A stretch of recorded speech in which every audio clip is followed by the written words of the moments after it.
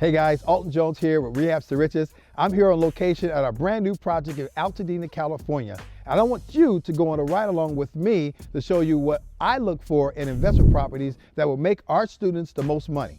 Okay guys, so now that we're here in the living room, I wanted to kind of share with you what I see in the eyes of an investor. The wall here is pretty congested. I have a philosophy. I believe that if you open up the house, people will open up their wallet. In other words, they'll pay more money for an open house. So we want to basically remove some walls that may be structural, but we're going to have to put some structural beams in there, but that will give you a bigger effect of the house.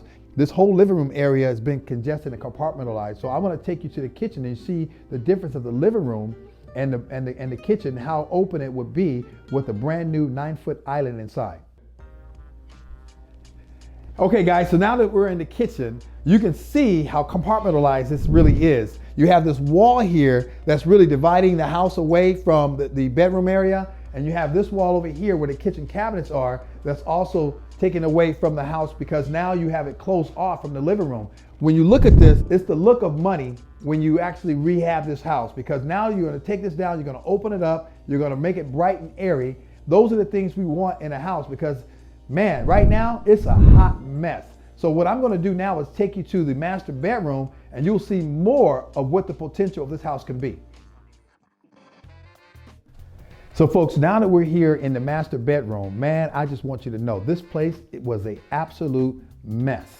And I'm telling you, you can see around here, the walls are damaged. You got broken glass everywhere. You have this very tiny door that takes you out to the backyard. And our goal is to basically open up wider, make it an 8-foot opening. And we're gonna put out a deck that's gonna be a 10 by 10 deck. So that way the homeowner could actually be out there relaxing from their bedroom, and we can bring the outside to the inside or the inside to the outside. Without further ado, I want you to see the bathroom because that's what's really unique about this house. So we're in the master bathroom right now, and I just want you to understand, rehabbing is not for the faint of heart. You have to have nerves of steel when you walk into these houses, and you also have to walk into them with the respect of the homeowner who lives in this house, because there were people who were living in this current condition that it's in right now. And I really want you to pan down and see the kind of things that were going on, and people were using the sinks the way it were, and the bathroom, the toilets the way they are.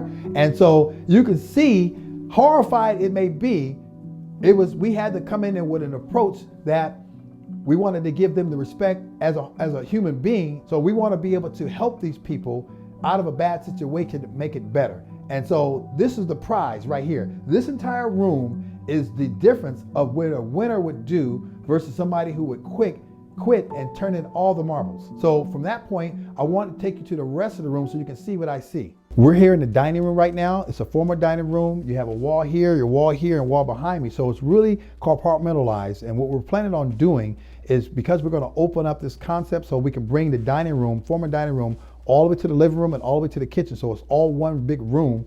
We're going to take this wall down here, this cabinet that we see here, and we're going to take that cabinet and we're going to put a wine cabinetry that's in there so that we can keep it separate from the bedrooms here.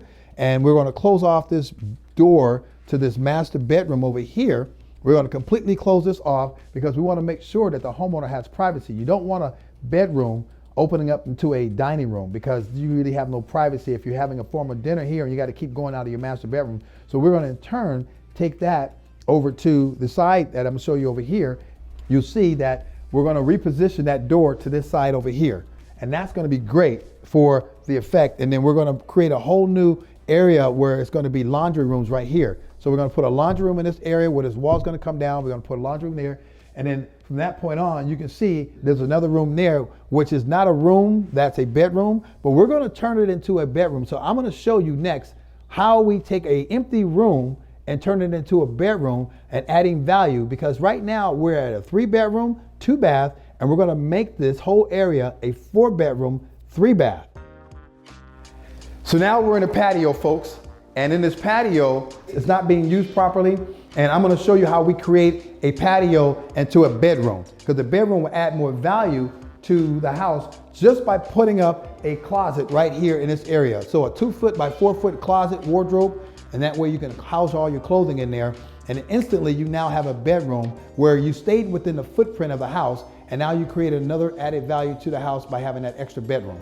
So, at that point, I want to show you how we can convert a laundry room into a bathroom, again, staying in the footprint of the house and creating that extra space to give value to the house overall. We're here in the laundry room, and this laundry room we're going to convert into the new bathroom that's going to be attached with that former patio that we were talking about earlier. So it's going to be great. It's exciting. I want to take you outside so you can see how we're going to make this whole project transform and as we put it together. I'm in the backyard right now, and I'm going to show you how we're going to be able to convert this backyard mess nightmare into a backyard oasis that people will be proud to be able to have their barbecues back here.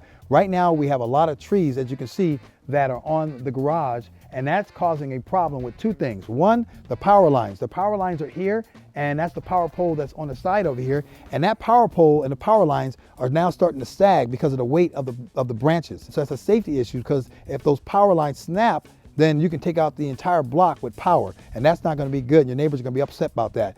Now, the second thing is that as these trees are growing onto the roof of the garage, it's creating a pathway for rodents, termites, and all other kind of insects to eat away at the property. So those are the things you want to make sure you clear off a house in the rehabbing process. Don't forget about those trees that are causing damage to the house. From that point, let's go ahead and take you to the garage and show you what we're going to do there.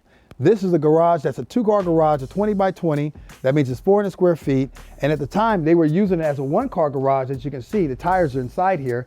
But this one little section that they built in here was actually the homeowner's beauty salon. So at times over the years, since the family have owned the house for more than 50 years, that's 5 decades, they actually made a hair salon for the homeowner to be able to make extra money on the side. And so over the years, it went from being a beauty salon to now just a junk place where they just store all their items.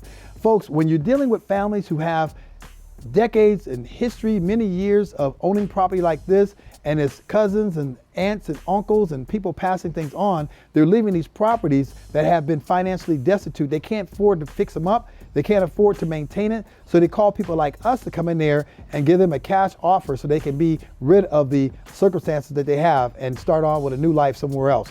Those are the things you have to keep in mind, is even though people were living in this house the way it was, and the conditions to you might be horrifying, but for us, we look at it as a way of being able to rescue them from their current state that they're in. And then we can turn this house that's probably the worst house on the block and to the best house on the block. And a shout out to my real estate agent, Lanisha Stubbs. Took about 1 year and 2 months to get this property closed because of the legal matters that were pending, the foreclosure that was pending, and a lot of other things that was going on with the family fighting within each other. And we were able to come in there and rescue them from that situation. So keep in mind, there are deals like this all over the state. You just got to keep your eyes open, build a relationship with people that can trust that you can get deliver the goods and get the job done. And I'll see you at the top, because the bottom is too crowded.